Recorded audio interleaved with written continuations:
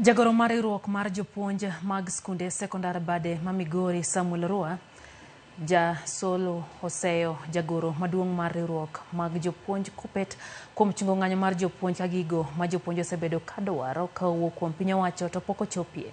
Oro wacho ni okang' mano okaw kod Akello Misori otim ka kuku mar KUPPET ma ong'ere kaka National Governing Council ok ong'eyo gimoro amora. Omedo ni kata gin kaka jokanyo mag National Governing Council mar KUPPET iseyo gi duto kod jopuonj ka thothgi to ok ne ong'eyo kata ne jagoro margi di chungo ng'anyo ma kamano.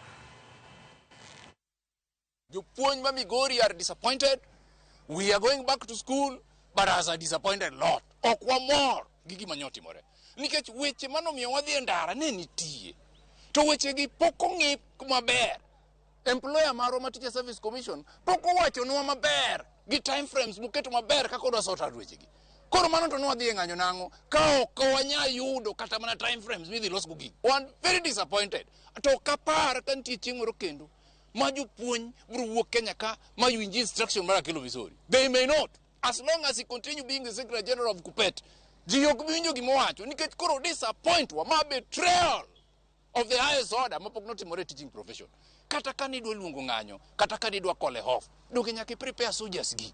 Soldiers on the ground must know ni koro in the next few days, kata in the next few hours, ma gima onego bed ni otimore. Start backing down. To ma ok otimore. Wan wapomna e social media ni pop.